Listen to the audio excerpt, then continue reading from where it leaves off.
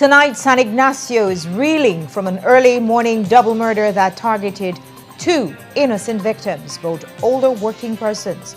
We went west looking for answers. And the Kikoka Village Council gets ready to rumble with another wave of protests for Parcel 815. Also, he's the UDP's only elected mayor, but is Earl trapped with Tracy? We asked him today. Plus, we'll take you to the public consultations on aerial drones, where many objections were raised to the new regulations.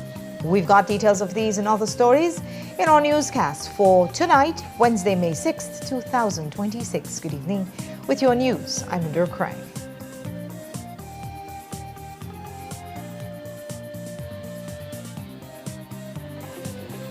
This newscast is brought to you by Cellular World, your authorized Samsung distributor. At Cellular World, we believe technology shouldn't just be functional. It should make your home uniquely yours. Design your smart home with the full range of Samsung appliances and TVs. Equip your kitchen with smart and stylish fridges, advanced microwaves, and whisper-quiet dishwashers, bringing smart living to the heart of your home. Make daily tasks simple with efficient smart washers, powerful dryers, or an all-in-one laundry hub that adapts to your lifestyle. Experience true-to-life colors and spot-on sound with the Samsung Q LED Smart TV. Connect all your spaces instantly with the Smart Thing app for seamless control wherever you go. Get all your Samsung products today with the peace of mind that only the 1-year warranty from the authorized distributor can give you. So stop by your favorite location and start designing your smart home today. Only at Cellular World.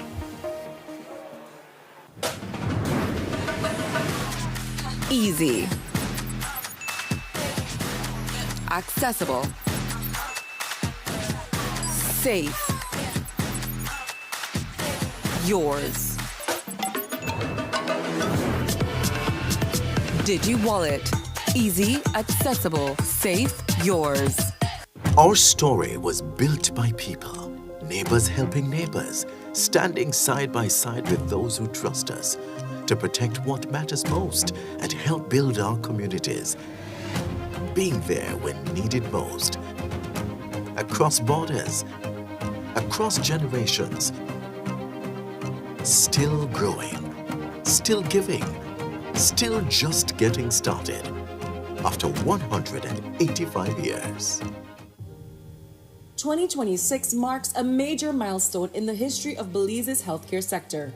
The 25th anniversary of the National Health Insurance (NHI) program and the long-awaited national rollout of NHI services to the Cayo district, finally fulfilling a dream of primary healthcare coverage for all Belizeans. What started as an idea in 1998 became a reality in 2001 and has served thousands of Belizeans over the last 2.5 decades by providing access to quality healthcare, now in every corner of Belize. One of the central pillars of NHI is access to quality healthcare. All Belizeans will have access to quality hospital services through a national health insurance system. It's a milestone that the whole country and all of the people of Belize, anyone who has a social security card, it's minimal out-of-pocket expenses, it's high-quality primary care. It allows almost all the population then to have the same level of health care wherever you are. In 1998, the then Honorable Said Musa convened a group of us to work on the manifesto, and then a group of people in the medical field, and started brainstorming of how we could better healthcare for Belizeans. The beginning can be traced to a study done by Cambridge Consultancy, where they produced a document on how to improve healthcare in Belize. One of the features of that study was the proposal that we have national health insurance. As a matter of urgency, we will radically transform Belize's health system to ensure equitable access to quality health services. It took a lot of courage to implement and begin the NHI. Prime Minister Musa made the bold decision to implement it. So with a clear plan and vision for the future of Belize's healthcare sector, the NHI program was launched in Belize City's south side as a pilot project on August 9, 2001. For the next 6 months, the 37,000 residents living on the south side of the Belize district will be able to receive free health care. Prime Minister Said Musa, who cut the ribbon at today's opening, remains firmly committed to NHI. But it will involve, as you no doubt have heard, the participation of 4 primary care facilities, 3 eye care centers, 5 pharmacies, laboratories, and 3 imaging centers in a new partnership between the public and private sector health providers. You can walk into a primary care provider clinic. You can seek a consultation with a general practitioner. If in the event that you need a prescription, they will give you a prescription, and then you have a choice of 5 pharmacies where you can get that medication prescribed free of charge. And though the NHI embarked on a journey to transform the country's health sector, it was met with its fair share of challenges. It was a new concept. It was a new idea, a very, very new concept. It was difficult. We met resistance from everybody. It was a up and down situation for many years until we finally convinced the Prime Minister at the time we needed to do a pilot project to see how it would function. We got consultants and we started the pilot project in the south side of Belize City. Despite any prior reservations, in the 25 years that have followed, NHI has grown from a pilot project focusing on the south side of Belize City to a national health plan felt as far and wide as Pachacan in the north and as deep south as Dolores in the Toledo district. Today, NHI provides invaluable primary health care to some of Belize's most vulnerable members of society. And as it commemorates 25 years of service and a full national expansion, NHI is ready to move into the next phase of service to the Belizean people, with over 225,000 residents currently registered to the program and expectations for that number to reach over 300,000 after full national coverage. We have 80,000 people with valid social security cards in the Cayo district. So we expect them to be the ones that will come to register for NHI. Under this current administration, the NHI program has reached new heights, especially with financing from the proceeds of the sale of Toledo to the Belize Government Lotteries Limited. And with no plans to slow down anytime soon, the sky is the limit for NHI as it endeavors to serve Belize for another 25 years and beyond. The expansion at 25 years is awesome. It marks a milestone. I believe it's going to be a legacy of the PPP government in their effort and their endeavor to give quality care, access to care, and ensure that the people of Belize have what they deserve in terms of medical care. Well, it's a milestone that the NHI is celebrating 25 years this year, 2026. Now that we have achieved this so far, I would want, or my vision would be that the same applies to secondary health care, that it be extended into the hospital services countrywide. And I hope it doesn't take another 25 years for that to happen. The role of the social security system will be expanded to increase its contributions with the establishment of a national health insurance program. I think NHI is forever. It's not gonna go. It might change. It should change.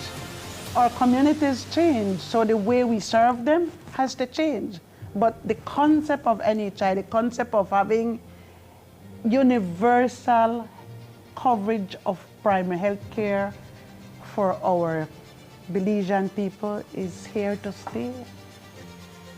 NHI, an enabler of quality health and wellness for all.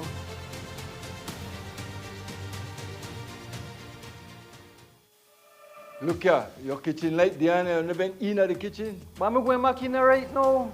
And the coffee maker? Just to try keep the coffee warm for later. Where did you know? I'll try to think about what to eat. You know the more you open or close the fridge, it takes longer for the food cool. Uh-huh. For a hot day like today, it burns more energy. You to charge your phone right now? No. Plug it out then. You really only wash 2 Lee socks and 1 Lee shirt? You don't know what small load burn the same amount of electricity as large loads? But this is my favorite shirt. You have to be more energy efficient. Use large loads. This AC they blow hard.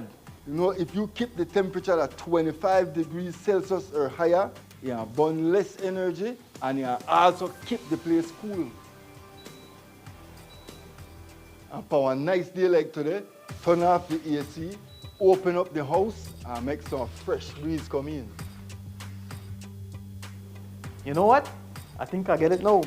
As consumers, we need to be more energy efficient and practice energy conservation.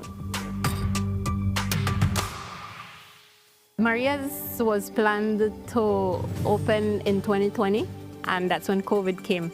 I thought the dream was dead. People would come to my house, they would purchase the coffees from there. That gave me the little confidence like, okay, I could do this.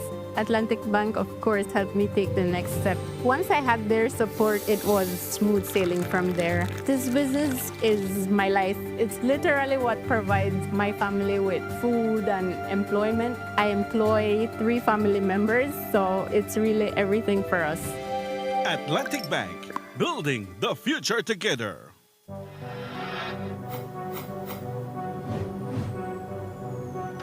Belize, you're watching the Nation Station, Channel 7.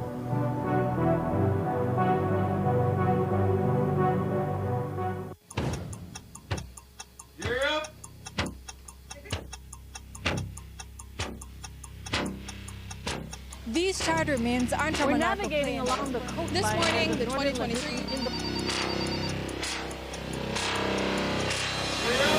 Good evening. Good evening. I'm Shireen Halsell, And here's what's ahead for you on 7 News Tonight. We've got details of these and other stories in our newscast for tonight. Good evening. With your news, I'm Linda Craft. Belize, you're watching the Nation Station, Channel 7.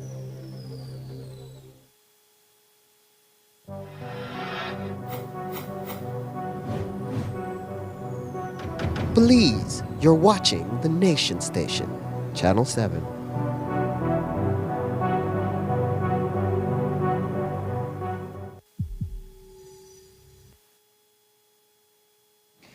Tonight, San Ignacio is reeling from an early morning double murder that targeted 2 innocent victims, both older working persons. Security guards 59-year-old Manuel Smith and 61-year-old Fidencio Osgala came under fire in front of Faith Nazarene Primary School after leaving their night shift at the San Ignacio Market. And this was no accidental shooting. They were followed and killed. Reports indicate that as many as 16 expended shells are found on the scene. But why would anyone target these 2? Jaleesa Roberts headed west looking for answers. This is the vehicle that Manuel Smith and Fidencio Osgaya were found dead in after working their night security shifts at the San Ignacio Market. They had signed off 5 minutes earlier. I understand it happened at just about 5 after 6. They were just relieved of their duties at about 10 to 6 this morning. They were security at the market area, in the market. And I believe that the gentleman that was gunned down was just extending a courtesy to the female employee by taking her home. The bit of footage that we have retrieved so far suggests that they were trapped by 2 persons on board a motorcycle, and upon reaching near Hospital Street, that is when one of the person produced a firearm and fired several shots, which resulted in the demise of these two individuals. Today, the town council grieved. Mayor Trapp says that they were not average employees. They went above and beyond the call of duty. Miss Fiddy, she was a person that was dedicated to her work. She comes in, get her work done, and mind her own business. You know, she was very friendly, and you would ask her for a little favor, and she was quick to be there for you. I have spoken to some of my employees who share that same sentiment. While Mr. Smith, he was, I know in the earlier years, he was very much involved in sports. He was a father figure to many youths, you know, and just lately, now he came in as security for the market. But I think they were both hardworking and dedicated employees in whatever you put them. Manuel Smith leaves behind 5 children with his common-law wife, who was taken to the scene to identify his body. I get a call this morning and then tell me that if they're not for we vehicle, they park by Nazarene school. I tell her I don't know because I just get up. So she said, right now I'll send you the video from it. So I didn't even know. Well, I only see it, and from there I never want to open it because I don't recognize the vehicle. So I tell her, she tell me, right now I'm going to look for you. I tell her, okay, then I want to get ready and you could come look for me. And then we reached at the scene. It was him. And for Fidencia Osgaya, her daughter was working in Placencia when she got the news. Well, I was at work. I personally live in Placencia. So when I got the news, I thought it was a joke. Because, I mean, who would want her? My mom, she's the kindest person you ever meet. She's tough on the outside, but soft on the inside. She's not the type of person that she doesn't mess with people. So I personally thought it was a joke when I got the news. They both recall their loved ones fondly. He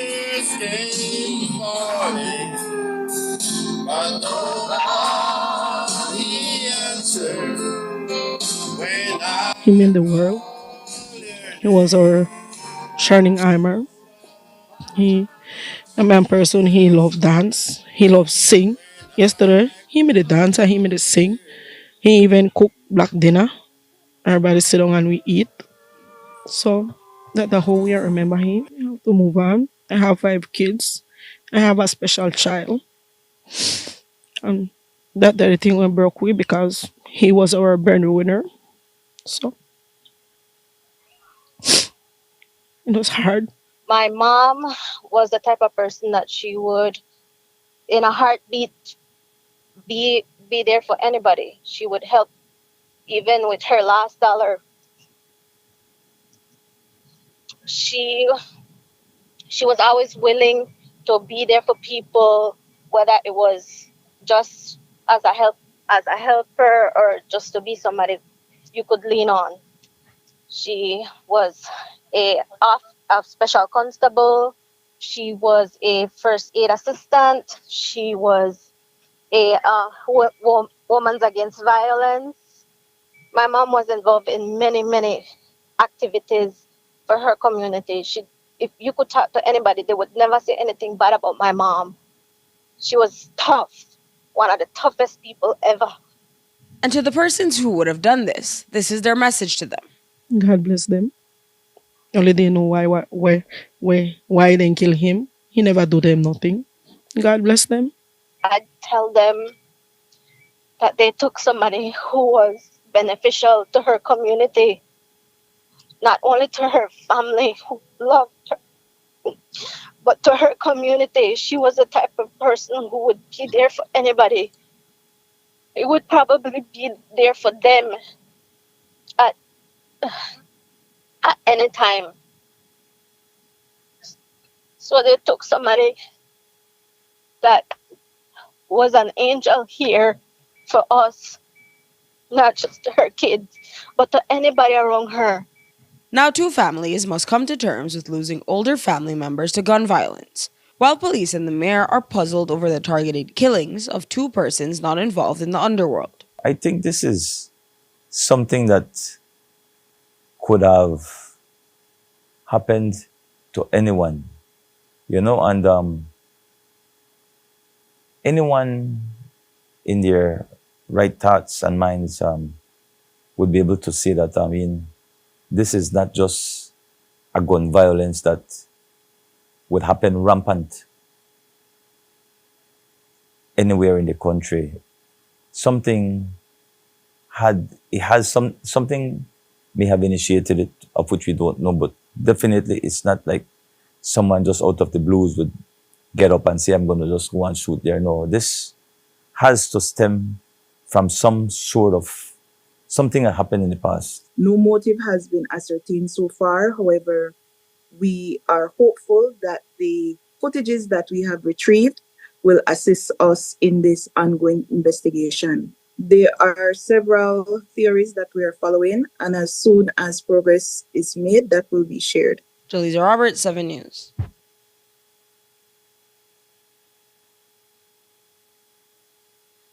And the San Ignacio Santa Elena Town Council is stepping up by hosting a prayer and candlelight vigil tomorrow evening at Macal Park to pray for peace. Mayor Trapp calls on members of the community to come out.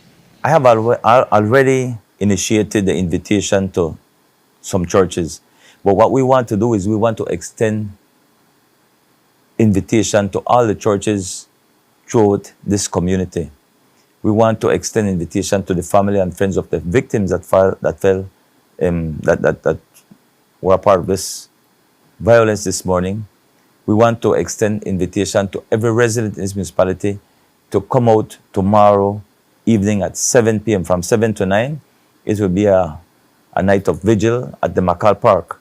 And we want all the churches, family, friends, and residents to come out, join hands together and pray for peace and for unity in this community and the country by extension. I think it's past overdue that our country come together more often and in this light, and one that will seek God more, because I believe that we have been losing the basic principles of the word, So I think it's key that we come together and pray for a peaceful and a united community and country.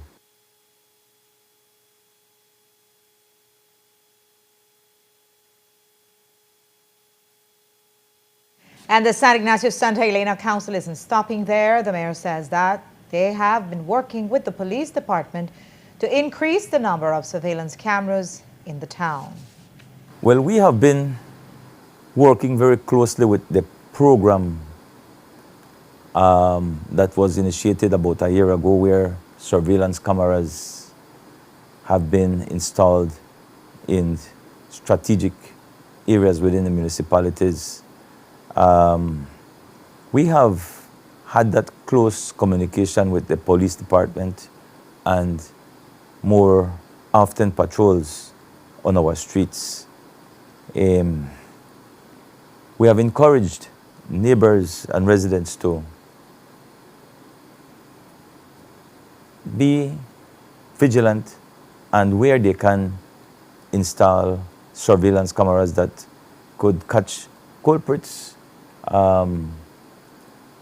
with crimes that may have occurred in front of their homes. And because of collaboration of residents, we were able to arrest several people that have done crime in our community.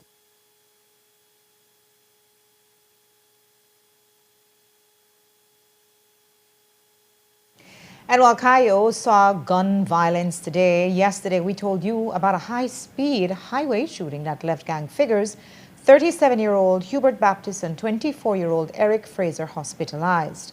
The wild shooting, which endangered other drivers, happened on the Philip Golson Highway. And while police have made no arrests yet, they have impounded a gold Chevy Equinox. ASP Stacey Smith told us more via Zoom. What we have established so far in the course of the investigation is that Fraser and Baptiste were traveling on board that Nissan Rogue from the direction of Ladyville to Belize City. And upon crossing the bridge in that area, they were accosted by individuals who were on board a grain color Chevy Equinox, and one of the passengers fired shots at the vehicle, which caused the vehicle to overturn, and the injury of both Fraser and Baptiste. Fraser and Baptiste are currently hospitalized in stable condition. Do police believe that, well, I guess assuming that it is gang related, do police believe it is internal within the same gang or rival gangs? The investigation is still ongoing. Much like the incident that I reported earlier, we have retrieved some video footage, and that video footage has provided some clarity as to the players in this incident. And certainly it would want to appear from the information that we have so far that it is connected to some internal rift within that area, being the Bakalan, the area known as Bakalan. Our operations that are in place have yielded some success. What I can say is that we would have intercepted a vehicle last night that we believe may have been a part of an intended retaliation. But as you would know, the department's and the government's response to incidents of such is not solely police related in terms of operations. It is also intervention related. And certainly the leadership intervention unit and the other social partners are being engaged to see how we can address this situation. After the break is Mayor Trap with Tracy. We asked him today, and we'll talk to an attorney who's won a judgment against police for wrongfully shooting his client. Don't go away.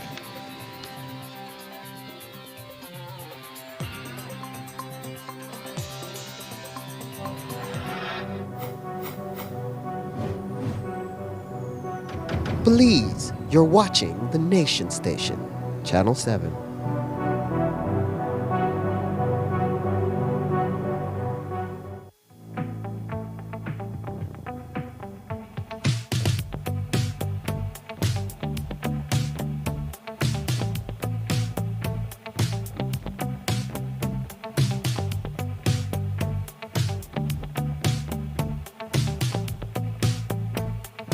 In May, make Benny's your one-stop shop for appliances. Get amazing deals for mom and appliances all May long. Benny's, quality and savings.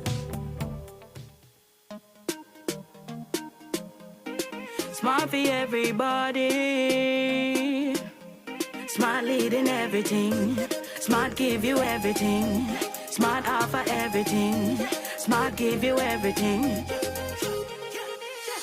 North to the east and the south and the west. Smart are the best. Darling, double up my data and give me all the text. In fact, give me a plan for my family. Unlimited calls, so me like it. And Smart make everybody feel happy. Bringing people together, me want it now. Smart got love for everybody. Me want my Smart plan. Want it right now. Me want my Smart plan. Want it right now. More bundles, data plan. Me want my smartphone, internet in my hand. Call me want my Smart plan. Want it right now.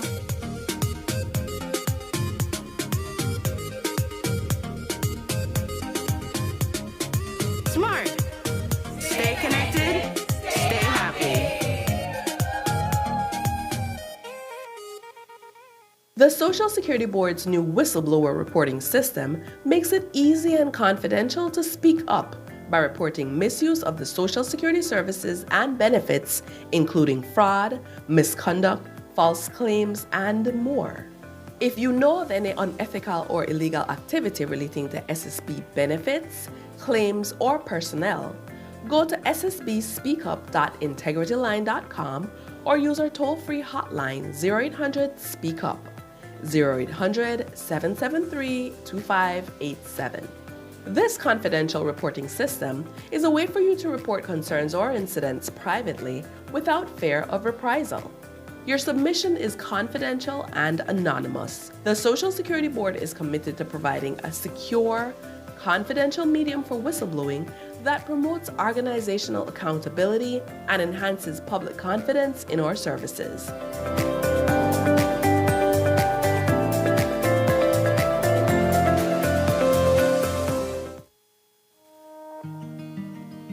The roads of Belize connect us all. Riders, drivers, families, friends. Every day begins with a little routine and the confidence that life's journeys are protected. From school drop-off through the daily grind and everything in between, each with different roads ahead, yet one common goal: to arrive safely. Atlantic Insurance stands with Belize's riders and motorists with affordable protection, support, and peace of mind for the journey ahead. For the roads we share and the lives we protect, Atlantic Insurance is by your side, insuring you from life's unexpected. Atlantic Insurance, insuring you from life's unexpected. Historic heat waves are affecting countries like never before. Children are at risk because the humidity is very high. And the days in Belize are getting pretty hot. It's much hotter than before.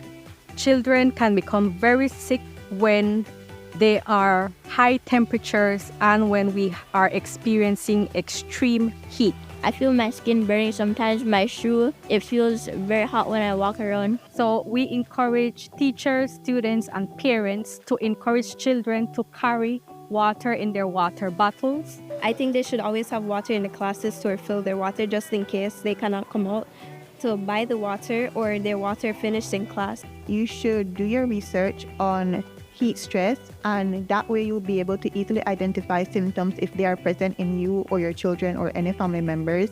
And then if they are present, you act immediately and take yourself or whoever to healthcare facilities.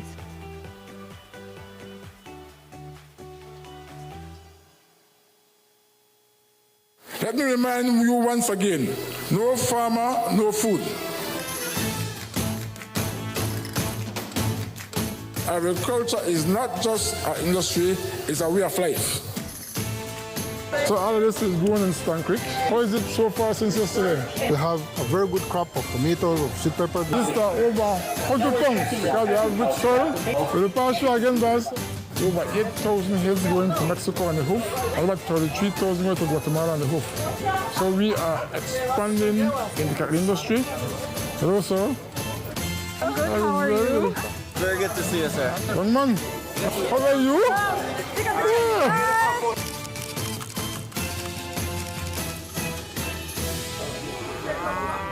Like this.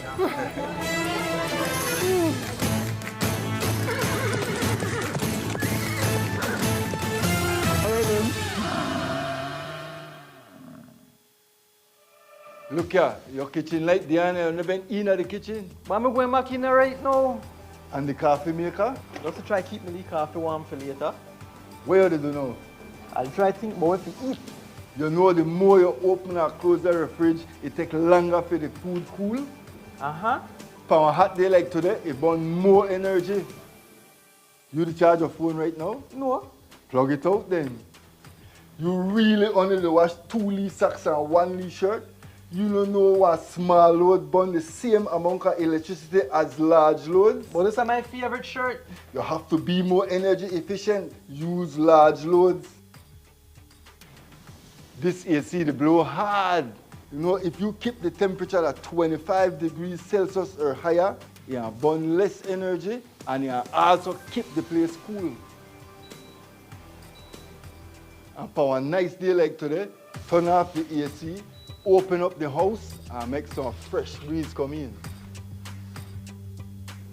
You know what? I think I get it now. As consumers, we need to be more energy efficient and practice energy conservation. I've always been fascinated with gemstones. It's all about taking nature's beauty and creating something uniquely beautiful. I've had inspiration from the Belize Blue Bull, the beaches, the Jaguar. I've launched a new product called Co-Design with Deb, and Atlantic Bank's e-commerce system has opened the door to my international customers so I can receive payments so they can have their custom pieces shipped to them.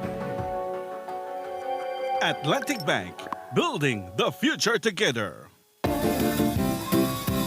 Only few more days to go to this Sunday's Reggae Sundays all-white Mother's Day concert.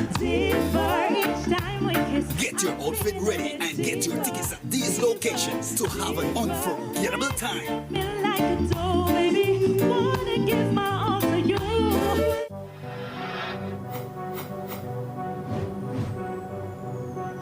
Belize, you're watching the Nation Station, Channel 7.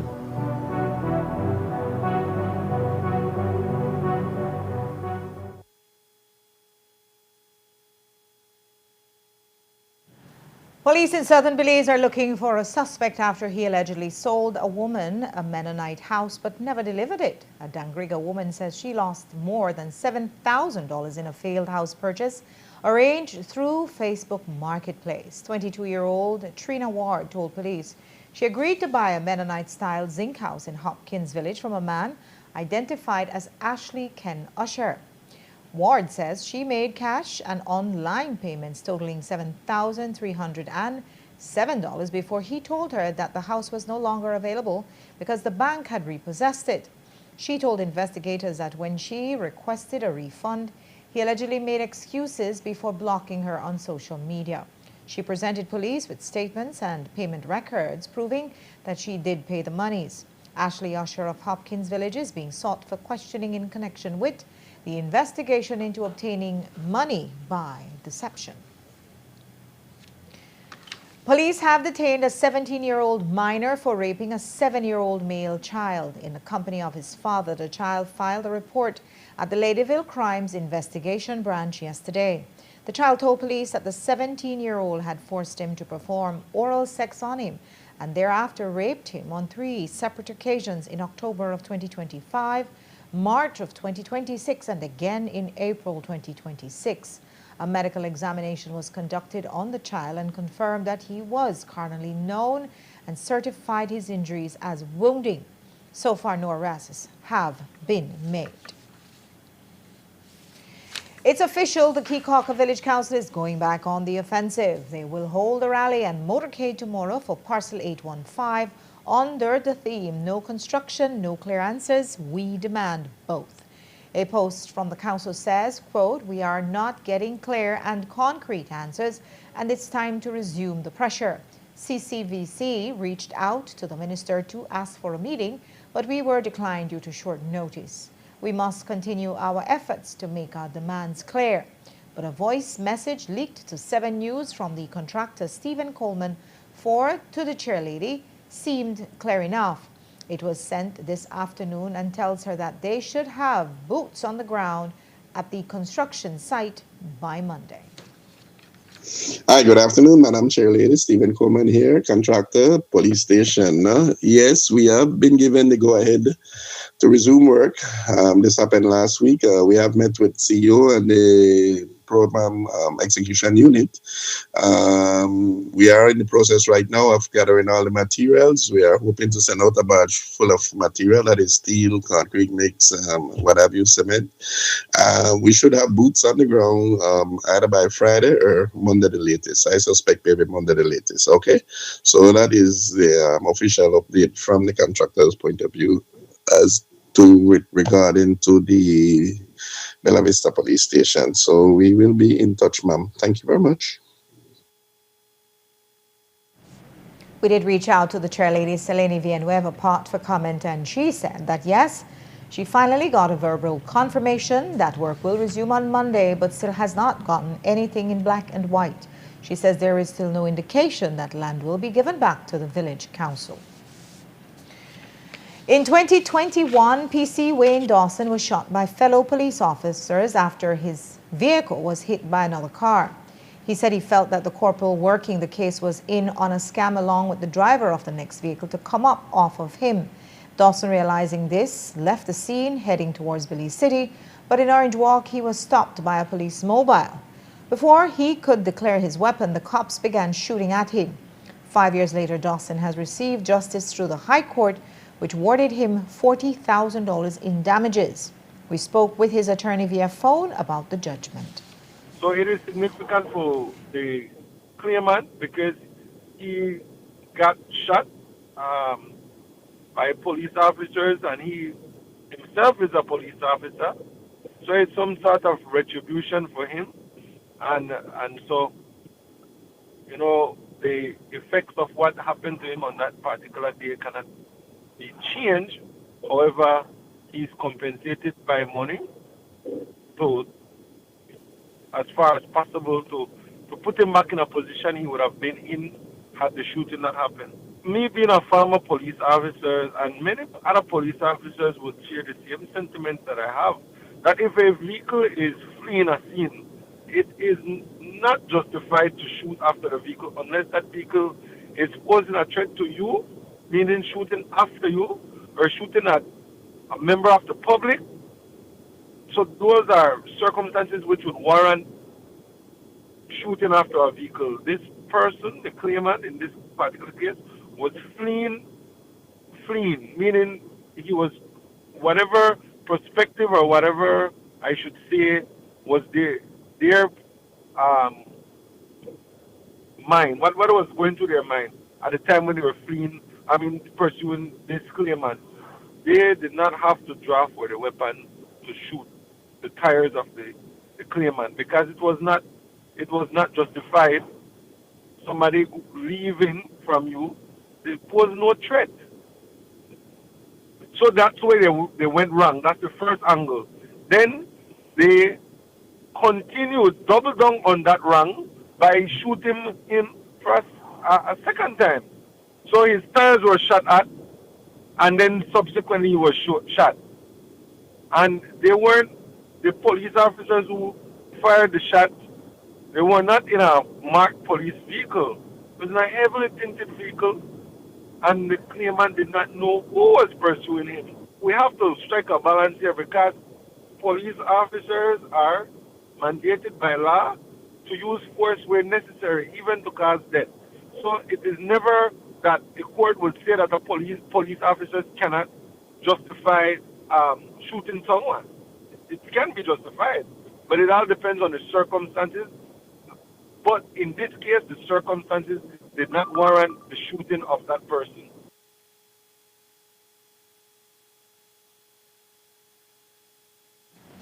You may have heard the public back and forth about a proposed pension for mayors serving 3 terms. It was floated for discussion at a recent meeting of the Mayors Association. The mayor who would be most readily eligible is Earl Trapp, who is in his 4th term as mayor. He said the proposals has been floating for 10 years. I will be honest with you, the item of pension for mayors have been on the table since I became a mayor in 2015 when Darrell Bradley was a mayor. And since then, that item have been on the table. The item of mayors receiving a pension after they leave. And I think they would have had to serve at least 3 terms, you know. But the then government of the day had shoved it one side, and today this present government have been listening, but it is still on one corner. But yes, I believe that like any employee, any individual that have worked for so many years, they looked for some sort of benefit that will help them in their elderly years, you know. So I don't see anything wrong to vouch for a pension for mayors. If public servants can work towards and can see through to a pension, why mayors can't? ministers of government receive a pension. So why don't the hard-working mayors that have put so many years of their lives into the development of this community, into the bettering people's lives, why can't they work towards getting a pension? I don't see why. I don't see what's the problem with that. I hope that something could be put in place as well for some mayors that have left the council for some years now. It could maybe be something that could be retroactive, but again, it is something that would have to be fleshed out.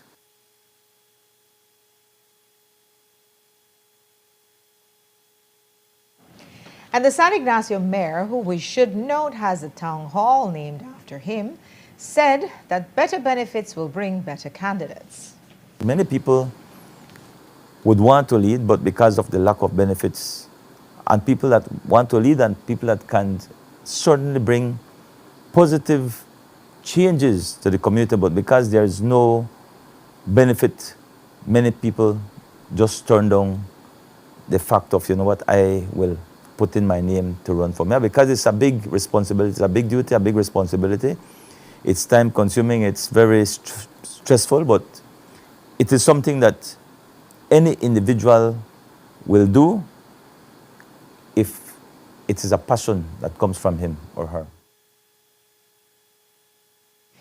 And with the upcoming 2027 municipal elections, Earl Trapp remains the sole UDP mayor, and SISE is the only UDP-controlled municipality. It was rumored that he would be forced to face a convention, but that talk has fizzled out. Trapp said that by July, the names on the slate will be launched. And we just had a meeting on Monday as well, and the last day for the applicants was last week, Thursday. So I believe we are in May, June, I think by the end of July, we should have the slate ready that will contest this election for the United Democratic Party. The people will decide who they want to serve them for the next 3 years, and I'm open to that. We're not here to turn stone, but we're here. I personally am passionate to serve the community, and I'm working on a succession plan as well, because I cannot be here for eternity. So we are working on a succession plan.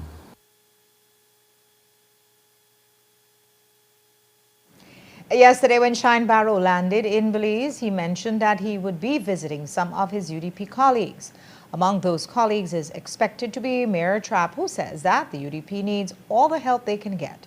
Trapp said he would welcome a visit from his former leader. Oh, of course. I think the Honorable Shine he's a celebrity. And one may have judged, we can judge a person, but when you judge a person and maybe you would say, all right, we don't want A, let's put B. A goes, B comes in. And B might have come in and you see more ranks in B than A. You know, so at the end of the day, no one is perfect, and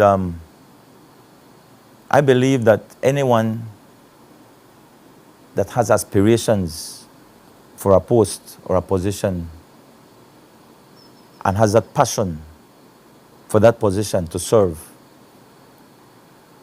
it's just a matter of time, it's a matter of perseverance, and you just have to go for it. And I believe that maybe the Honorable Shine has that, he has that aspirations, and I think he mentioned it last night. And he's yearning for it, and I think he's going to go for it. And again, with time and perseverance, time will tell. Yeah, but yes, I think if he comes to San Ignacio, I will be the first to welcome him to our Twin Tongues.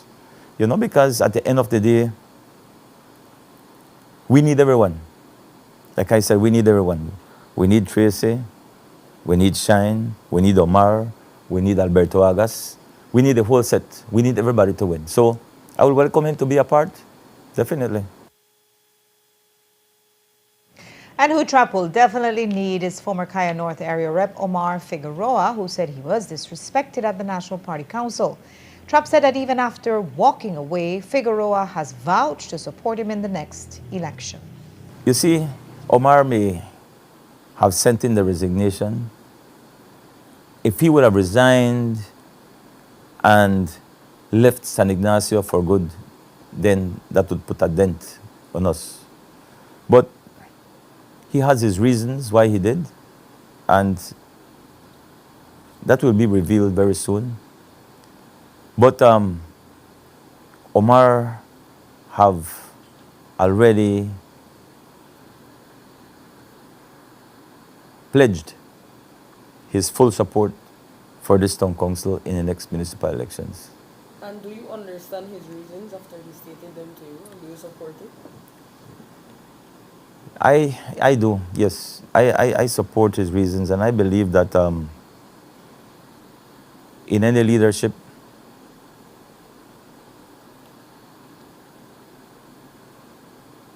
listening and humility is of key. And I have said it to some of my leaders, and I will say it to the country now, to the world, that in any organizations, we might not be seeing, as individuals might not see eye to eye, but we have to realize that we work as a team. And as a team, each individual bring his own strength. Because we are not perfect, we have some weaknesses. But we have to be more optimistic and look at the strength of each individual rather than looking at the weaknesses.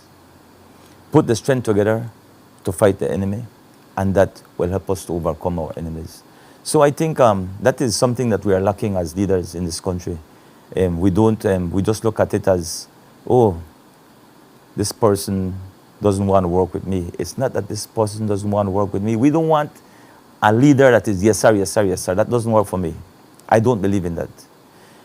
So long as the leaders that surround you as the main head are aligned with your vision, with your purpose, I guess, and I believe that you must do your part in trying your best to understand that and those individuals.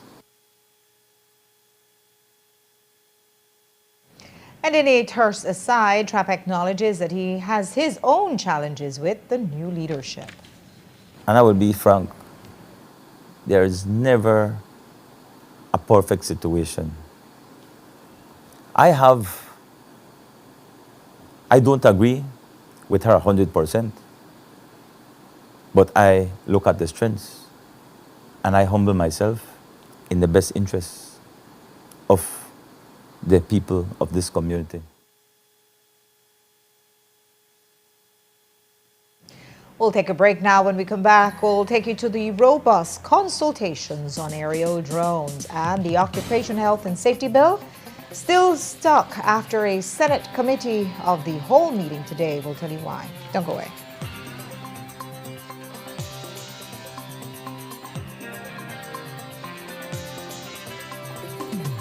This newscast is brought to you by Cellular World, your authorized Samsung distributor.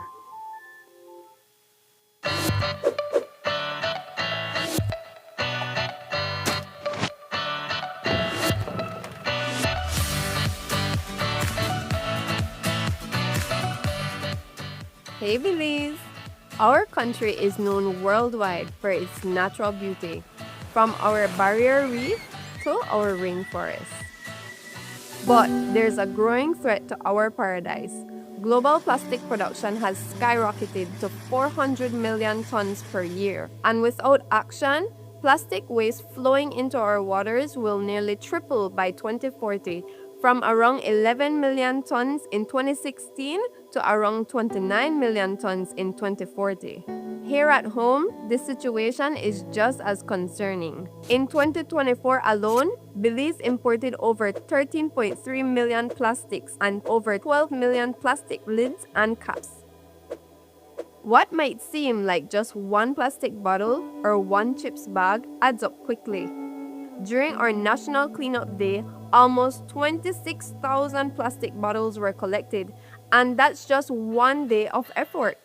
But here's the good news. We can all be part of the solution. Use waste bins, keep a litter bag in your car. Wait until you find a proper disposal site. These simple actions make a real difference. Join us in keeping Belize clean. Our Belize, our responsibility. Binic. Welcome to the V Department Store. We are conveniently located on Coney Drive in Belize City. That's right on Coney Drive in Belize City. At the V Department Store, we offer a wide variety of groceries, cosmetics, kitchen appliances, kitchenware, electronics, and more. We've also recently expanded to the second floor to better meet your household and office furniture needs.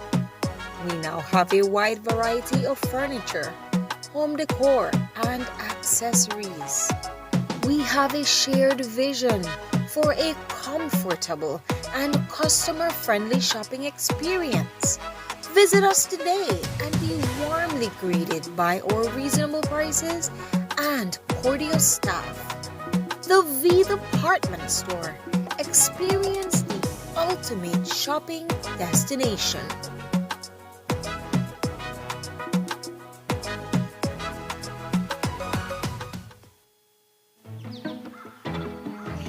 People don't travel with cash anymore.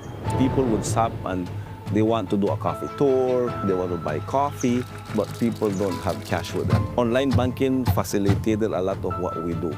I don't have to run to town and I have to use fuel and other expenses. Atlantic Bank actually approached us. They facilitated us with a bank account, which is something that we didn't have in hand, and then with a POS machine. I sit and sip my good cup of coffee and do payments. Atlantic Bank, building the future together.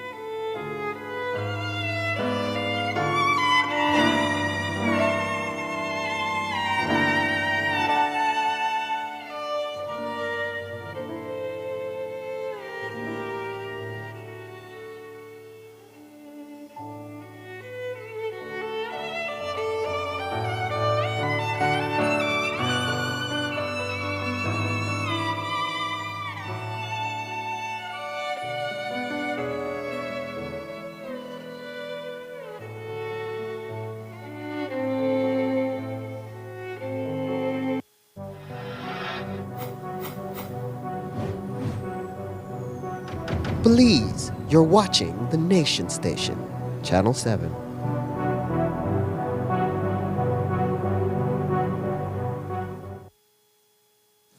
Freetown Area Rep and Senior Minister Francis Fonseca continues his recovery from open heart surgery at the KHMH. Reports tell 7 News that Fonseca is stable after undergoing a triple bypass. The procedure is very complicated, carries significant risks, and often requires a month-long recovery period. Fonseca is expected to be on medical leave for at least 6 weeks, possibly longer. He carries the largest ministerial portfolio, and there has been no announcement of an acting Minister of Foreign Affairs or Education. Drone operators got to sound off today on the Ministry of Civil Aviation's first unmanned aerial systems public consultation. The draft regulation seeks to bring drones under a strict regulatory regime, which has some users questioning the future of unmanned flights in Belize. Jo Marie Lanza was at the event, and here's her report. Whether you are flying high-powered, micro, or camera drones, today's Unmanned Aerial Systems public consultation was a landmark event for the future of drone operation and regulation in Belize. It was a good turnout at the SCA auditorium, with robust presentations from as many as 50 stakeholders. Yesterday, the president of the UAS Industry Association, who told us that their members had a number of concerns with the draft regulations. Today, they were able to voice those concerns and find common ground on how to move forward with the draft. The session today was intended to listen to our stakeholders and basically respond to their concerns. The intent is to compile the information that we got today, as well as information that we had previously gotten via email submission, analyze those, and then make changes where necessary. During the event, I had mentioned that we are going to listen to our stakeholders. Where we can make certain changes, we will make those changes. However, where we can't make those changes, we will explain to those stakeholders why we cannot make those changes. The purpose of the rule is twofold. One, we need to protect society. We need to protect not just the operators of drones or those persons in aircraft, but also the general public. We have to look at privacy of persons. We have to look at safety of persons. Operating a drone inside of a concert, for instance, there needs to be guidelines on how that is done. Otherwise, somebody could get hurt. And the government, I believe, needs to be responsible. We need to ensure that we can protect all those concert goers. We need to protect those persons inside airplanes. We need to protect those persons that are in their own homes from any breach of privacy or any unsafe situation that may occur to them. We saw attendees from the Ministry of Agriculture, BEL, Coast Guard, and a handful of farmers and videographers present at the consultation. But they all voiced similar concerns: the need for a safe airspace to operate and a regulation that is easy for them to understand. I do believe today's consultation was good.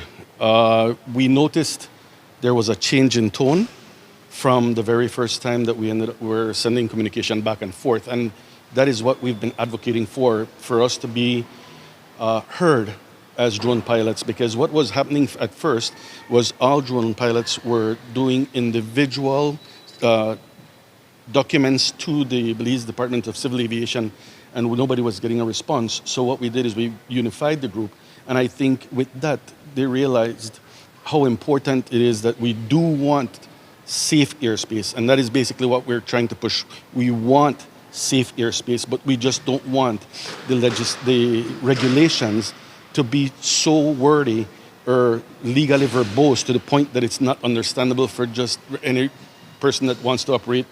Like in a hobby capacity, it needs to be something where it is easy to understand, and a lot of other countries, they even go into diagrams to be able to show what they're looking for. And in terms of what the current registration laws are, anything over 250 grams is required to be registered. If it is under 250 grams with a camera required, it must also be registered. It's a $30 fee for registration, just about the same for the operating license, but your drone would have already costed you $1,000, right? So $60 for you to have that type of equipment. I don't want to say it's a far stretch. Owning a drone nowadays is, for now, it's used for work, but for the recreational user, it's still more of a luxury as opposed to a necessity.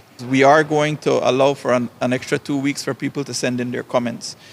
We want structured comments as opposed to comments that are just, I don't like it because I don't like it, right? So please give us structured comments. We want to know what article of the operational directive is your pain point. We want to know the rationale for why you say it's a pain point, and we would like to hear your recommendation for resolving it. That will allow us to study and analyze it, and then come up with a good solution. For now, we believe we have enough information. Again, we have an extra 2 weeks for you to submit any other concerns in writing to us. And then the expectation is for another 4 weeks or thereabouts for us to put out a report with decisions that should have been made by then. The consultation was robust. It lasted 4 hours. Jomari Lanza, 7 News.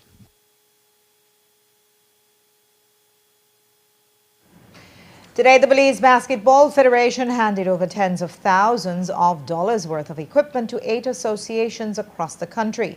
The Federation received funding from the Belize Olympic and Commonwealth Games Association to purchase the equipment, which they say will assist in developing the future of basketball. The Federation president told us more. For us, it's something that we've been trying to accomplish since we came into office. It's really equipping our associations with the relevant equipment that they need to properly train our youths, right? We have a lot of associations. We have 8 associations across the country who have good programs that they want to run, but every time they want to run a program, they have to go and fundraise to get the equipment, right? So it was an initiative that we took, that we will equip them with all the equipment that they need, and then we can then utilize their resources to execute what we want to do in regards to developing basketball for males and females. Each association is getting 2 portable hoops that are adjustable so that they can adjust it to the size of the kids. They get 60 balls, 20 of each size 5, which is for kids, size 6, which is for females, and size 7, which is for males. They get hurdles, ladders, cones, vests, whistles, coaches board. So they get a whole gamut of what they need in order to properly run any camp or any training program. We applied for a grant through Olympic Committee for $20,000 to get the equipment. We utilized that resource, and we could have funded it through US or over the border, but we wouldn't have gotten the level of the quantity that we needed. So I leveraged my relationship with some companies in China, and we purchased all of these equipment wholesale, and it allows us to get much more, and we can give much more to each association. Well, a donation for any association like this is huge.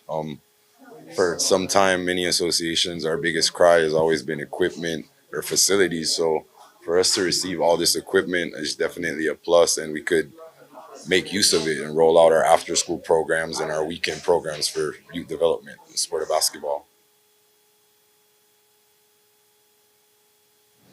640 athletes are expected to benefit from this donation.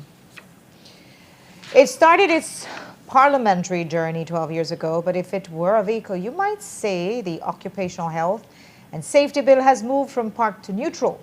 As we told you last week, after it was finally passed by the House, the Senate agreed to keep it in committee to invite the Labor Commissioner to come and address some of the concerns. That happened today when the Senate met in the Committee of the Whole and invited the Commissioner and the Labor CEO to be there. But we are told no decisions were taken, and the technicians simply agreed to take on board the issues raised by the senators. Those center on the lack of a classification for domestic workers, among other issues. So the bill remains at committee. And that's all we have for you for our newscast tonight. Thanks for watching With Your News. I'm Indira Craig. Remember, you can find a full transcript of the news at 7newsbelize.com and see the streaming video on our Facebook page. Have a great night. Join me back here tomorrow at 6.